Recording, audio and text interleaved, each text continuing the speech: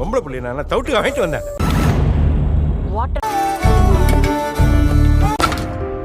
இயலார் வணக்கம், நான் உங்கள் சக்தி. இந்த வாரம் வழக்கம் போல தமிழில் ரிலீஸ் ஆன 5 தரமான அண்டர் ரேட்டட் படங்கள், தமிழ் சினிமா ஃபேன்ஸு கொண்டாட மறந்த ஒரு 5 படங்களுடைய லிஸ்ட்டை தான் வந்து பார்க்க போகிறோம். வாங்க இப்போ நம்மளுடைய லிஸ்ட்டுக்குள்ளே போகலாம். இதில் நான் முதலாவதாக சொல்ல போகிற படம் 2018 ரிலீஸ் ஆன ஏண்டா தலையில் என்ன வைக்கல அப்படின்ற மாதிரியான ஒரு படம். இந்த படம் ஒரு வித்தியாசமான ஒரு ஃபேண்டசி காமெடி படம். கதை ஒரு இளம் இன்ஜினியர் பட்டதாரியை சுற்றி தான் வந்து இந்த படமே வந்து நகரும். நல்ல வேலை கிடச்சி வாழ்க்கையில் செட்டில் ஆகணும்னு நினச்சிட்டு இருக்கிற நேரத்தில் எதிர்பாராத விதமாக ஒரு மர்மமான சக்தியோட விளையாட்டில் அவர் வந்து நம்மளுடைய கதாநாயகன் வந்து சிக்கிக்கிறாரு.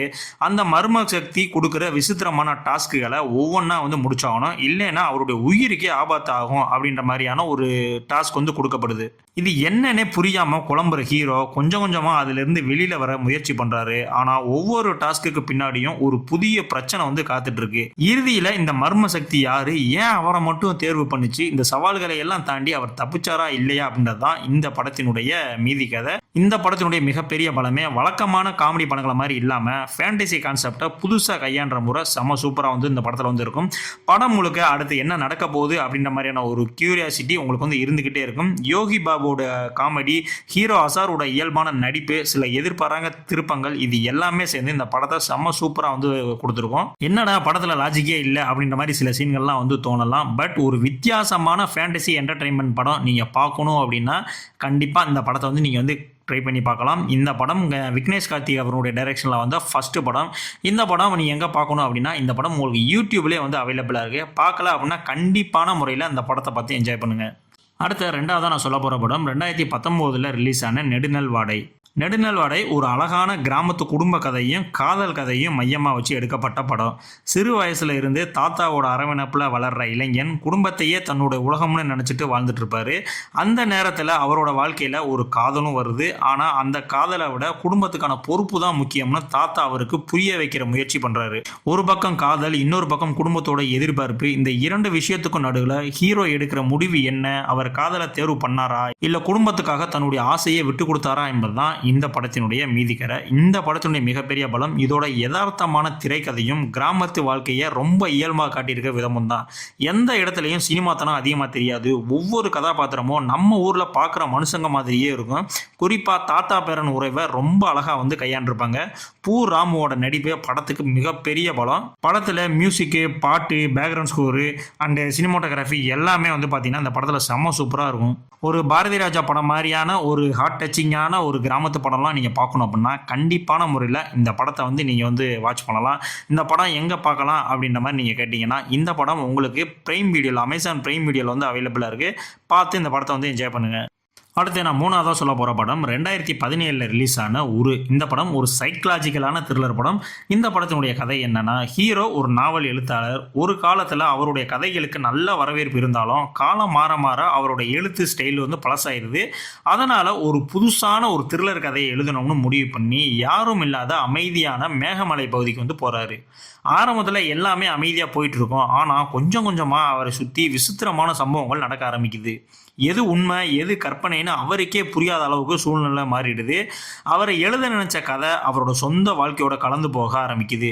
இறுதியில் இந்த மர்ம சம்பவங்களுக்கு பின்னாடி இருக்கிற உண்மை என்ன, அதுலேருந்து நம்முடைய ஹீரோ எப்படி தப்பிச்சாரு அப்படின்றதான் இந்த படத்தினுடைய ஒன்லைனர் ஸ்டோரி. இந்த படத்தினுடைய மிகப்பெரிய பலமே இதோட சஸ்பென்ஸான திரைக்கதையும் பரபரப்பான சூழ்நிலையும் தான். கடைசி வர அது என்ன சஸ்பென்ஸ் அப்படின்றத ஃபைனல் வரைக்கும் வந்து மெயின்டைன் பண்ணிகிட்டே தான் இருப்பாங்க. கலையரசன் ஒரு எழுத்தாளராக ரொம்ப இயல்பான நடிப்பை இந்த படத்தில் வந்து கொடுத்துருப்பாரு. தன்சிகாவோட பெர்ஃபார்மன்ஸுமே படத்துக்கு வந்து ஒரு மிகப்பெரிய பலம் அப்படின்னு தான் சொல்லுவேன். மேகமலையோட அழகை, அந்த லொக்கேஷனை செம்ம சூப்பராக வந்து சினிமாட்டோகிராஃபி வந்து பண்ணியிருப்பாங்க. படத்தில் எதிர்பாராத பல திருப்பங்கள் வந்து ஒன்றா சேர்ந்து ஒரு வித்தியாசமான படம் பார்த்த ஃபீல் வந்து இந்த படம் வந்து கொடுக்கும். திரும்பவும் சொல்கிறேன், இந்த படம் சாதாரண த்ரில்லர்லாம் கிடையாது, வழக்கமான த்ரில்லர் கிடையாது, ஒரு சைக்கலாஜிக்கலான ஒரு த்ரில்லர் படம். ஸோ அந்த மைண்ட் செட்லேயே வந்து பாருங்கள். ஸோ ஸ்க்ரீன் பிளே வந்து செகண்ட் ஹாஃப்க்கு மேலெலாம் வந்து பார்த்தீங்கன்னா பரபரப்பாக அவ்வளோ உங்கள் சீட் எஜுக்குள்ள வந்து கொண்டு வந்துடும். அந்த அளவுக்கு வந்து ஒரு தரமான படம் தான் இந்த படம். இந்த படம் நீங்கள் எங்கே பார்க்கலாம் அப்படின்னா இந்த படம் உங்களுக்கு யூடியூப்லேயே வந்து அவைலபிளாக இருக்குது. கண்டிப்பான முறையில் இந்த படத்தை பார்த்து வந்து என்ஜாய் பண்ணுங்கள். அடுத்து நம்ம 4வதாக பார்க்க போகிற படம் 2012 ரிலீஸ் ஆன லீலை. இது ஒரு ஜாலியான ரொமான்டிக் காமெடி படம். கதையோட ஹீரோ கார்த்திக் வாழ்க்கையை ஜாலியாக என்ஜாய் பண்ணுற ஒரு கல்லூரி இளைஞன். கல்லூரி காலத்தில் ஒரு பொண்ணு கூட எப்போவுமே சண்டை போட்டுக்கிட்டே இருப்பார். படிப்பு முடிஞ்சதுக்கப்புறம் எதிர்பாராத விதமாக அதே பெண்ணு அவருடைய ஆஃபீஸுக்கு வேலைக்கு சேர்றாங்க. ஆரம்பத்தில் 2 பேரும் ஒருத்தரை தவிர்க்கவே தான் நினைக்கிறாங்க. ஆனால் ஒரு கட்டத்தில் ஹீரோவுக்கு அவங்க மேலே உண்மையான காதல் வந்துடுது. ஆனால் பழைய சண்டைகள் காரணமாக தன்னோட உண்மையான அடையாளத்தோட போனால் அவங்க ஏற்றுக்க மாட்டாங்கன்னு நினச்சி வேற ஒரு அடையாளத்தில் அவங்க கிட்ட பழக ஆரம்பிக்கிறாரு. ஆரம்பத்தில் சின்ன பொய்யா ஆரம்பித்த விஷயம் கொஞ்சம் கொஞ்சமாக பெரிய பிரச்சனையாக வந்து மாறிடுது. ஃபைனலாக இவங்க 2 பேருடைய காதல் ஒன்று சேர்ந்துச்சா இல்லையான்றது தான் இந்த படத்தினுடைய உண்மையான ஸ்டோரி. இந்த படத்தினுடைய மிகப்பெரிய பலமே இதோட ரொம்ப இயல்பான ரொமான்ஸும் கலகலப்பான காமெடியும் தான். சிவ் பண்டிட் ஒரு சார்மிங் ஹீரோவா நல்ல நடிப்பை அந்த படத்தில் வந்து கொடுத்துருப்பாரு. மானசிபாவுடைய நடிப்பும் ரொம்ப அழகாக வந்து இருக்கும். அதே மாதிரி சந்தானம் வர்ற காமெடி சீன்ஸ் நிறைய இடத்துல வந்து செம சூப்பராகவே வந்து ஒர்க் அவுட் ஆகிருக்கும். சதீஷ் சக்கரவர்த்தியோட பாடல்கள் இன்னைக்கும் பல பேரோட பிளேலிஸ்ட்டில் இந்த பாட்டு வந்து இருந்துகிட்டு தான் இருக்கும். குறிப்பாக காதல் காட்சிகள், வசனங்கள், ஸ்க்ரீன் பிளே எல்லாமே சேர்ந்து இந்த படத்தை ஒரு வேற லெவலான ஒரு என்டர்டெயின்மெண்ட் படமாக வந்து ப்ரெசென்ட் பண்ணியிருப்பாங்க. இந்த படம் அந்த காலகட்டத்தில் வந்து ஓடலை. பட் இப்போவும் இந்த படத்தை எடுத்து பாருங்கள், செம்ம ஃப்ரெஷ்ஷாக வந்து இருக்கும். இந்த படம்லாம் ஏன்டா ஓடாமல் போச்சு அப்படின்ற மாதிரி உங்களுக்கே தோணும். அந்த அளவுக்கு ஒரு செம்ம சூப்பரான படம். இந்த படம் நீங்கள் எங்கே பார்க்கலாம் அப்படின்னா, இந்த படம் உங்களுக்கு யூடியூப்லேயே வந்து அவைலபிளாக இருக்குது. இந்த படம் வந்து கண்டிப்பான முறையில் நீங்கள் பார்க்க வேண்டிய ஒரு படம் அப்படின்ற மாதிரி நான் வந்து சொல்லுவேன். அடுத்து நம்ம ஃபைனலாக பார்க்க போகிற படம் 2020 ரிலீஸ் ஆன காட்ஃபாதர். இந்த படம் ஒரு சர்வைவல் ஆக்ஷன் படம்.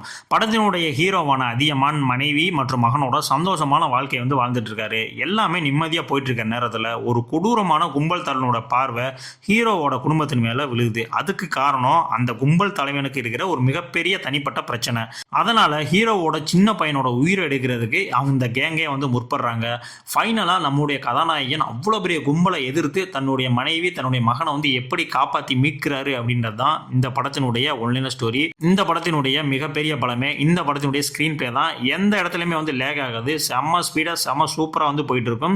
நீங்கள் ஒரு சீட் டச்சில் ஒரு த்ரில்லர் படம் பார்க்கணும் அப்படின்னா இந்த படத்தை நான் தாராளமாக சஜஷன் பண்ணுவேன். நீங்கள் வந்து பார்க்கலாம். அந்த அளவுக்கு வந்து ஒரு தரமான ஸ்க்ரீன் பிளே வந்து இந்த படத்தில் இருக்கும். நட்டி அவர்களுடைய ஆக்டிங்குமே செம்ம சூப்பராக இருக்கும். தன்னுடைய மகனை காப்பாற்றுறதுக்கு அவர் எடுக்கக்கூடிய முயற்சிகள், அந்த போராட்டங்கள் எல்லாமே வந்து பார்த்தீங்கன்னா ஒரு அப்பாவினுடைய வழியை வந்து டோட்டலாக வந்து நம்மளுக்குள்ளே கடத்தும். அந்த அளவுக்கு வந்து அவருடைய ஆக்டிங் வந்து படத்தில் வந்து இருந்துச்சு. அது ஒரே ஒரு அப்பார்ட்மெண்ட்டுக்குள்ள தான் நடக்கிறதுனால படம் முழுக்க நீங்கள் ஒரு பதட்டமாகவே தான் இருப்பீங்க. படத்தில் செகண்ட் ஹாஃபுக்கு அப்புறம் ஒரே ஒரு அப்பார்ட்மெண்ட்டில் அந்த பையனை வந்து சேஸ் பண்ணுற மாதிரியான சீன்ஸாக தான் இருக்கும். ஸோ அதில் என்னென்ன விஷயங்கள்லாம் வந்து புதுசாக பண்ணலாம் அப்படின்ற மாதிரி நிறைய சீன்ஸ் வந்து இதில் வந்து இன்க்ளூட் பண்ணியிருப்பாங்க. என்னை பொறுத்த வரைக்கும் நீங்கள் ஒரு த்ரில்லர் ஃபேன்ஸாலாம் இருந்தீங்க அப்படின்னா கண்டிப்பாக சொல்லுவேன் இந்த படத்தை போய் நீங்கள் பாருங்கள் அப்படின்னு. அந்த அளவுக்கு வந்து ஒரு தரமான படம். இந்த படம் உங்களுக்கு எங்கே கிடைக்கும் அப்படின்னா G5ல உங்களுக்கு வந்து அவைலபிளாக இருக்கும். ஸோ நீங்கள் கண்டிப்பாக இந்த படத்தை போய் பார்த்து என்ஜாய் பண்ணுங்கள். இப்போ நான் சொன்ன இந்த 5 படங்களில் என்னுடைய பர்சனல் ஃபேவரட் எது அப்படின்னா இதில் நான் 5 படத்தையுமே சொல்லுவேன். 5 படமே அந்த அளவுக்கு ஒர்த்தான படம். இந்த 5 படங்களை நீங்கள் பார்த்துட்டு எனக்கு இந்த படம் பிடிக்கல ப்ரோ அப்படின்னு உங்களால் சொல்லவே முடியாது. அந்த அளவுக்கு தரமான ஒரு 5 படத்தை தான் நான் வந்து சஜஷன் பண்ணியிருக்கேன். ஸோ இருந்தாலும் நீங்களும் பார்த்துட்டு உங்களுக்கு இந்த 5 படங்களில் எந்த படம் ஃபேவரட் அப்படின்றத கண்டிப்பான முறையில் வந்து கமெண்ட்ஸில் வந்து சொல்லிட்டு போங்க. இதே மாதிரி உங்களுக்கு தமிழில் இந்த மாதிரி தமிழ் சினிமா ரசிகர்கள் மிஸ் பண்ண 5 அண்டர்ரேட்டடான படங்கள் வேணும் அப்படின்னா அடுத்த வந்து நீங்கள் பார்ட் 11 அப்படின்ற மாதிரி கமெண்ட் பண்ணுங்கள். நான் பார்ட் 11க்கான வீடியோவும் வந்து கிரியேட் பண்ணி போடுறேன். ஸோ இது நம்ம அண்டர்ரேட்டருக்கான மூவிக்கான ஒரு பெரிய சீரீஸே வந்து நம்ம வந்து கண்டினியூ பண்ணிட்டு இருக்கோம். நீங்கள் போய் பிளேலிஸ்ட்டை செக் பண்ணி பார்த்தீங்க அப்படின்னா உங்களுக்கு வந்து தெரியும். அதுக்கு முன்னாடி நம்மளுடைய சேனலை நீங்கள் சப்ஸ்கிரைப் பண்ணாமல் இருந்தீங்கன்னா கண்டிப்பாக நம்மளால் சப்ஸ்கிரைப் பண்ணிக்கோங்க. நம்மளுடைய சேனல் பெரிய சேனலாக சின்ன சேனல் தான். ஸோ நீங்களாம் சப்ஸ்கிரைப் பண்ணால் தான் நம்மளுடைய சேனல் மென்மேலும் வளரும். ஸோ இதே மாதிரியான அடுத்த ஒரு வீடியோலாம் உங்களை வந்து நான் சந்திக்கிறேன். நன்றி.